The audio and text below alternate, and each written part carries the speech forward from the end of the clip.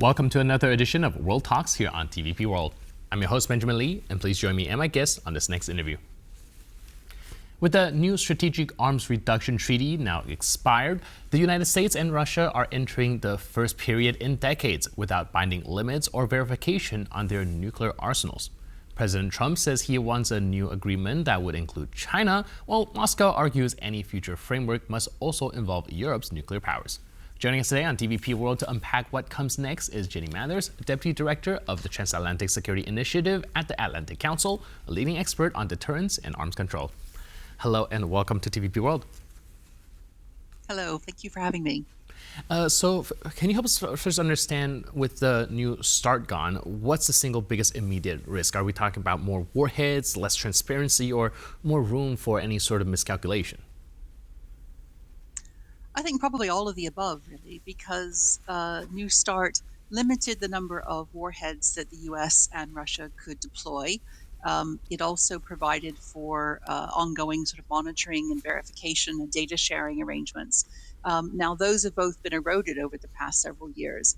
So both the US and Russia actually exceeded the limits of New START in terms of deployed warheads. And Russia actually withdrew from a lot of the monitoring and data sharing in 2023 when the U.S. started supporting Ukraine, seriously against the war in Russia, the war against Russia. So there's been a certain amount of degradation already, but I think the issue is really that this is the first time that there lacks any kind of a bilateral framework for discussing nuclear weapons, for sharing information, for trying to have some kind of a common basis.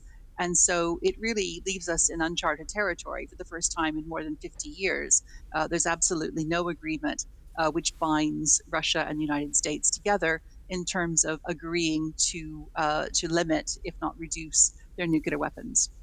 Right. Like I mentioned, back in 2023, we already saw a significant degradation of this treaty.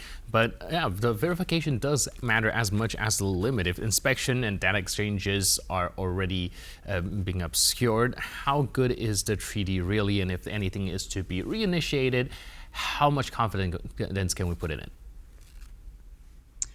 Well, it's a little bit of a circular argument in some respects, that arms control treaties and of this sort, they are most effective when they're perhaps least needed, in the sense that when the political atmosphere between the signatories is good, when they're willing to cooperate, that's when the treaties seem to be most effective. That's when they hold the most weight. When the relations break down, that's when the treaties also break down. And so it's quite difficult to overcome that sort of circular situation.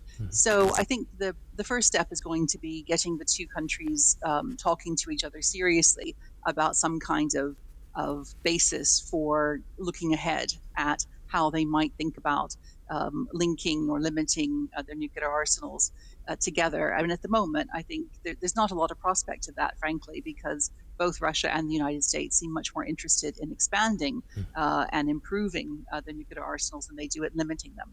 Right, it does sound very paradoxical when in peaceful times these treaties are when it is being upheld. So going forward, it's probably very difficult to negotiate something substantial. But at the same time, U.S. President Donald Trump says he wants a new, improved, modernized treaty. Given the New START already took years to negotiate, is there any realistic timeline in which a full treaty can actually take place? Well, as you said, these kinds of negotiations tend to take a very long time because they are very detailed. The two parties will send very experienced and very well informed negotiators to hammer out a lot of very technical issues. Now, it isn't really clear that this Trump administration has an interest in this kind of detailed level of negotiation and agreement.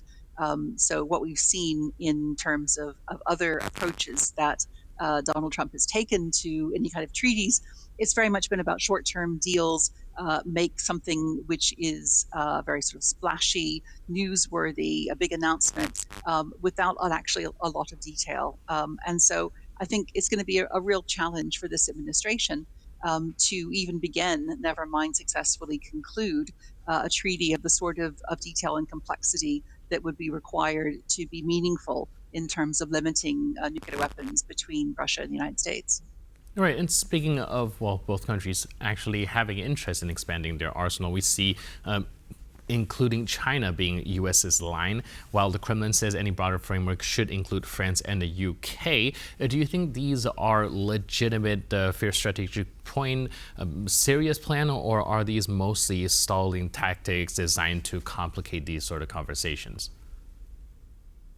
Well, it's certainly not the first time that Moscow has wanted to include, European nuclear weapons, the British and French deterrence, in some kind of a bigger arms control treaty for nuclear weapons. This was a constant refrain throughout the Cold War. But it wasn't fair really to leave out the European weapons. It's something that the United States governments have never agreed to, and they've always denied that this is a legitimate position. It seems unlikely that the current U.S. administration would suddenly reverse that prospect. So I don't think it's going to go anywhere. I don't. Similarly, it seems slightly bizarre to include China. China's nuclear weapons are on a totally different scale. If we're talking about some kind of a true global nuclear arms reduction or arms control treaty, then that would be a much more ambitious undertaking, and it would need to include all the nuclear powers, not only China, Russia, the U.S., and the Europeans. It would need to be much more comprehensive, and there's no indication that either Washington nor Moscow has any appetite for such an ambitious undertaking. So I don't think these proposals to include China or the Europeans are going to go anywhere ultimately. I think it's posturing. And I think if the two sides are serious about making progress, then we're probably not going to hear very much more about those kinds of additions. However, I think if they continue to insist that the Europeans and the Chinese need to be involved, I think that's an indication that they're probably not going to be pursuing these kinds of agreements very seriously.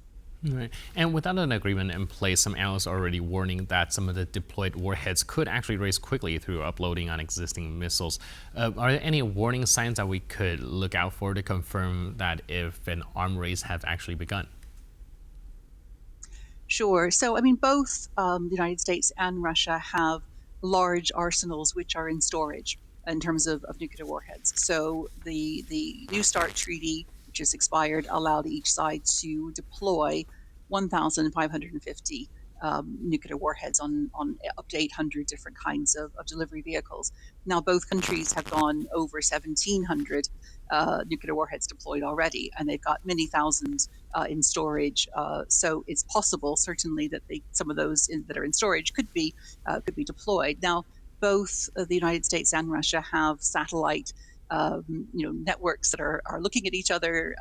It seems unlikely that any significant deployment would be completely overlooked by the various kinds of technical means of surveillance and intelligence gathering that both states have. So that is basically what we as a global community will have to rely upon in order to be confident that there's no further significant deployment of nuclear warheads happening.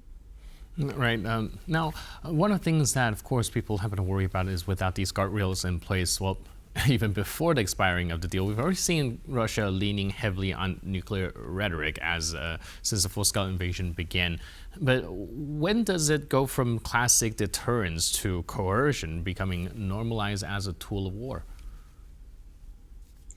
Well, you could argue that we're there already in many respects. I mean, deterrence is simply a situation where two or more parties have sufficient means to deter each other from attack, basically. So there is a certainty that if you attack me, then I will have the capability to absorb that attack and attack you back.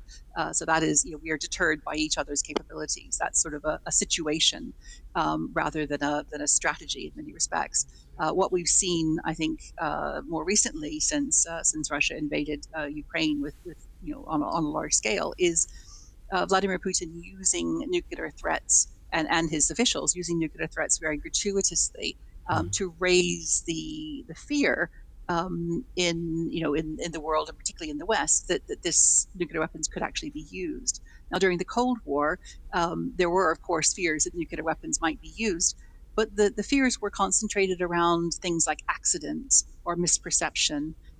We didn't really have world leaders during the Cold War, either in Washington or in Moscow, seriously threatening to destroy each other. And so this is definitely taking us into a different realm of reality, a much more alarming realm. I think the most comforting thing that we can perhaps rely upon or think about is that Putin doesn't seriously want a nuclear war. He doesn't seriously want a war that would effectively destroy much of Russia, or could destroy much of Russia. So, he has every incentive not to escalate. But nevertheless, the threats that he's making are, they have to be taken seriously. They can't simply be dismissed as rhetoric. So, the West has been very cautious in responding to them. All right, thank you so much for that silver lining among all these very, very, well, devastating conversation. But I really appreciate it. Thanks for being with us. Thank you. And thank you for tuning into this edition of World Talks. But for more news, update, and commentary, please stay tuned to TVP World.